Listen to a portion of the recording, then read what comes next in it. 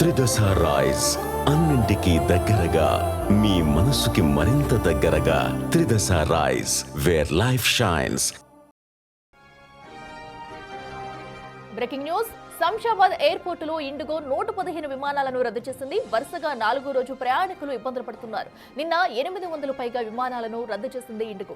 ఈ వ్యవహారంపై కేంద్రం సీరియస్ గా ఉంది. ఇండిగో విమానాల రద్దుకు సంబంధించి 4గురితో విచారణ కమిటీ వేసింది పౌర విమానయాన శాఖ. కమిటీ రిపోర్టు ఆధారంగా ఇండిగోపై చర్యలు తీసుకుంటామన్నారు కేంద్ర మంత్రి రామ్మోహన్ నాయుడు. సమస్య పరిష్కారం కావడానికి మరో 3 రోజులు పట్టే అవకాశం ఉందని అంచనా వేస్తున్నారు.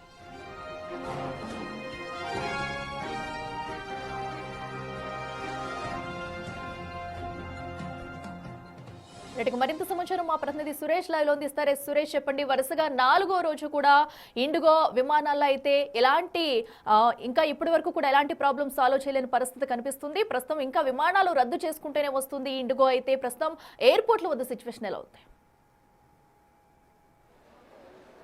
అంటే రోజు ఉండే పరిస్థితే శంషాబాద్ ఎయిర్పోర్ట్లో మళ్ళీ కనబడుతుంది. ఎందుకంటే 4 రోజుల నుంచి కూడా తీవ్ర ఇబ్బందులు ప్రయాణికులు ఎదుర్కొంటున్నారు. అయినప్పటికీ ఇండిగో ఎయిర్లైన్స్ సంస్థ పునరుద్ధరించట్లేదు. విమానాలకు సంబంధించిన సమస్య ఏదైతే తలెత్తిందో ఆ సమస్యని ఇంకా కంటిన్యూగా వస్తుంది. చాలామంది విమానాలు రద్దు కావడంతో ఇండిగో హెల్ప్ డెస్క్ దగ్గర అడుగుతున్నారు, అసలు ఫ్లైట్ ఎందుకు క్యాన్సిల్ అయింది, మాకు మళ్ళీ ప్రత్యామ్నాయమైన ఫ్లైట్ ఏర్పాటు చేస్తారా లేదా అనే దానికి సంబంధించి కూడా వారితో మాట్లాడిన సందర్భంలో ఫ్లైట్లు ఈరోజు 115 క్యాన్సిల్ అయిపోయాయి, మళ్ళీ మేము రీషెడ్యూల్ అయినప్పుడు చెప్తాము, లేదంటే రీఫండ్ మీకు అమౌంట్ వస్తుంది అని చెప్పేసి చెప్తున్నారు తప్ప ఇక్కడ ఎలాంటి సమాధానం కూడా సరిగా రావట్లేదు అంటున్నారు. ఎక్కడికి వెళ్ళాలి సార్ మీరు? సార్ ఎక్కడికి వెళ్తున్నారు మీరు? ఏమైంది? ఫ్లైట్ క్యాన్సిల్ అయిందంటూ. ఎక్కడికి వెళ్తున్నారు?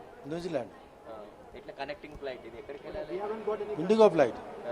ఏం చెప్తారు మరి? అదే అడుగుతున్నాం. మరి వాళ్ళు ఏం కన్ఫర్మ్ మాకు కూడా ఏం తెలియదండి అంటున్నారు. మరి ఎవరిని అడగాలంటే తెలియదు అంటూ. మెసేజ్ కానీ మెయిల్ కానీ ఏం లేదు. క్యాన్సిల్ అయినట్టు మెసేజ్ కూడా రాలేదు. ఎన్ని గంటలకు ఉండేది ఫ్లైట్ మీకు? 11:25. ఇప్పుడు ఇంకా క్యాన్సిల్ అయిందని చెప్పేసి అయితే మనం అదే పరిస్థితి కనబడుతుంది. ఏదైతే చేసినారు ఇప్పుడు ఆడికి పోతే సెక్యూరిటీ కౌంటర్ ఉందిగా, చెక్కింగ్ కాడికి పోతే ఇది క్యాన్సిల్ అయింది, అక్కడ ఎంక్వైరీలు తెలుసుకోండి అన్నారు. వీళ్ళు మాకు ఎలాంటి ఇంటిమేషన్ లేదని వీళ్ళు అంటారు.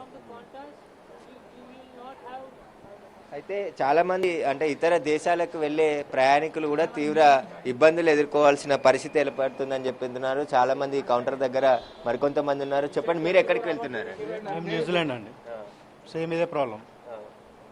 మమ్మల్ని చేసుకోమంటారు ఫోన్ క్వాంటస్కి. ఎంతమంది ఉన్నారు? మేము చిన్న బేబీ కూడా ఉన్నాం, మాకు 3 years బేబీ ఉన్నాడు, 4 adults. వాళ్ళ అంకులను తీసుకెళ్తున్నాను. Two uncles, uncle aunty. అయితే చాలా మంది చిన్నపిల్లలతో వచ్చి ఎయిర్పోర్ట్లో ఇబ్బందులు పడుతున్నటువంటి పరిస్థితి ఏర్పడుతుంది. అదే కాకుండా ఛార్జీలు కూడా పెంచుతున్నారు. ఏదైతే ఇతర ఎయిర్లైన్స్ ఉన్నాయో నిబంధనలకు విరుద్ధంగా అధిక ఛార్జీలు పెంచితే కఠిన చర్యలు తీసుకుంటామని చెప్పేసి కేంద్ర ప్రభుత్వం ఇప్పటికే ఆదేశాలు జారీ చేసినప్పటికీ కూడా అమాంతం పెరిగిపోయాయి. ఆ ఫ్లైట్ టికెట్లు కొనాలంటేనే ధరలు పెరిగినటువంటి పరిస్థితి ఉంది. ఎయిర్పోర్ట్ నుంచి ఎక్కడికి వెళ్ళలేని పరిస్థితి కూడా మాకు ఉందని చెప్పేసి కూడా ఇతర రాష్ట్రాల నుంచి హైదరాబాద్కు వచ్చినటువంటి ప్రయాణికులు అయితే తీవ్ర ఇబ్బందులు ఎదుర్కొంటున్నారు. తిరుగు ప్రయాణాల కోసం రైల్వే కూడా ప్రత్యేక రైళ్లను ఏర్పాటు చేసింది. ఆర్టీసీ బస్సులను ఆంధ్రప్రదేశ్కి ఇతర ప్రాంతాలకు కూడా తిప్పేందుకు శంషాబాద్ ఎయిర్పోర్ట్ నుంచి ఏర్పాటు చేసినప్పటికీ కూడా ఫ్లైట్ అంత వేగంగా బస్సులు రైళ్లు వెళ్ళలేవు కాబట్టి తీవ్ర ఇబ్బందులు ఎదుర్కొంటామని అయితే ప్రయాణికులు చెప్తున్నారు. Right Suresh, thank you.